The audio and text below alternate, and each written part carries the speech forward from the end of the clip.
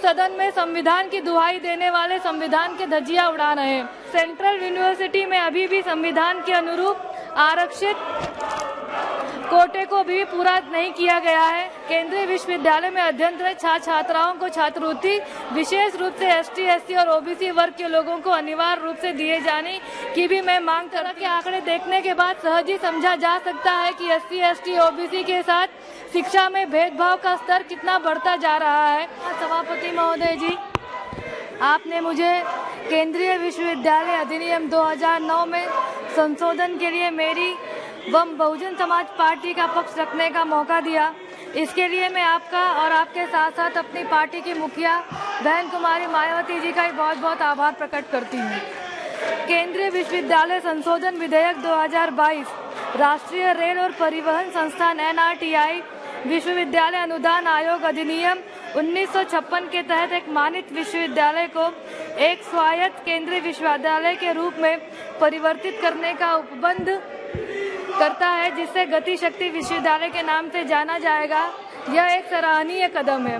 Railway की तरह ही metro, aviation, shipping, highway, transport और इकोनॉमिक्स भी टेक्निकली कॉम्प्लेक्स है और इन क्षेत्रों में भी बहुत अधिक तकनीकी विकास हुआ है, जिन कारण वहां भी अच्छे उच्च स्तर की तकनीकी शिक्षा और योग्यता की भी भारी आवश्यकता है।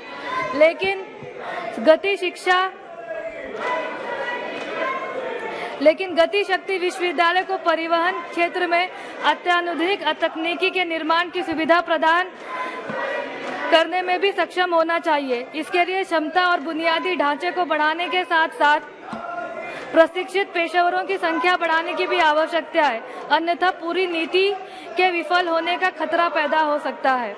मेरा माननीय मंत्री जी से अनुरोध है कि हमारे लाखों बच्चे डिप्लोमा और इंजीनियरिंग करके भटक रहे हैं, उन लोगों को भी ध्यान में रखते हुए ऐसे विश्वविद्यालयों में स्पेशल डिप्लोमा या स्पेशल कोर्स कराकर उनको नौकरी देने का काम किया जाए। यह देश में केवल पहला गति शक्ति विश्वविद्यालय है और देश में कुशल श्रमिकों की वर्तमान आवश्यकता को पूरा करने के लिए ऐसे कई और विश्वविद्यालयों की आवश्यकता है। इसे देखते हुए सरकार शिक्षा, कौशल विकास, इलेक्ट्रॉनिक आदि जैसे कई क्षेत्रों में गति शक्ति ब्रांड को लागू करने पर विचार कर सकती है। परिवहन के क्षेत्र के लिए व्यापार विस्तार, अनुसंधान और विकास और आउट ऑफ द बॉक्स दृष्टिकोण की आवश्यकता है और मंत्रालय को दुनिया भर में सर्वोत्तम प्रथाओं और नवीन मॉडलों को अध्ययन करने पर भी विचार करना चाहिए, जिन्हें भारत में भी दोहराया जा सकता है। गति शक्ति ब्रांड का उच्च शिक्षा, प्रौद्योगिकी, सतत विकास जैसे कई क्षेत्रों में लाभ उठाया जा सकता है और इससे देश में प्रशिक्षित और कुशल श्रमिकों की मांग को पूरा करने में मदद मिलेगी, जो भी भारत की ऊंचाइयों पर ले जाएंगे। लेकिन इसी के साथ साथ मैं माननीय मंत्री जी का ध्यान केंद्रीय विश्वविद्यालयों में एससी, एसटी, ओबीसी वर्ग के प्रोफेसरों की कमी के ऊपर भी आकृष्ट करना चाहूंगी।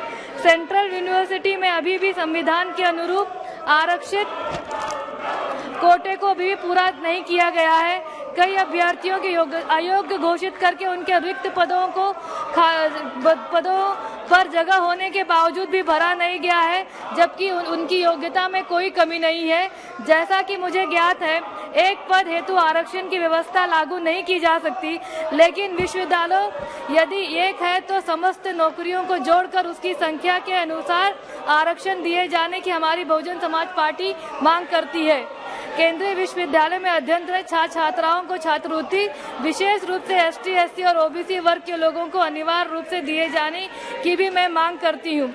उसके अलावा अभी हाल में ही लगभग 10 दिन पहले हिंदू अखबार में छपे एक आर्टिकल के अनुसार IIT दिल्ली में 8 विभागों में एससी, एसटी, ओबीसी के छात्रों द्वारा PhD हेतु कुल 637 पदों का आवेदन प्राप्त हुआ, लेकिन उनमें से एक भी पद की भर्ती नहीं की गई थी। यह बहुत ही दुखद है।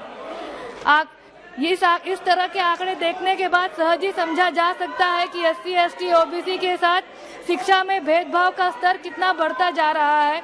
साथ ही में इस सदन में संविधान की दुहाई देने वाले संविधान के धज्जियां उड़ा रहे हैं। इस प्रकार की घटनाएं तमाम केंद्रीय विश्वविद्यालय में आए दिन देखने में मिलती है, लेकिन सरकार कभी भी गंभीर होकर दोषियों के खिलाफ विधि सम्मत कार्रवाई नहीं करती है।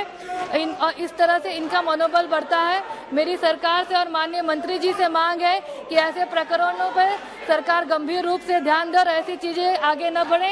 इन्हीं के साथ साथ मैं अपनी बात खत्म करती हूँ। बहुत बहुत धन्यवाद। बहुजन विचारधारा को घर घर तक पहुंचाने के लिए हमारे YouTube चैनल को सब्सक्राइब करें, लाइक करें, कमेंट करें, शेयर करें और बेल आइकन की घंटी दबाना ना भूलें।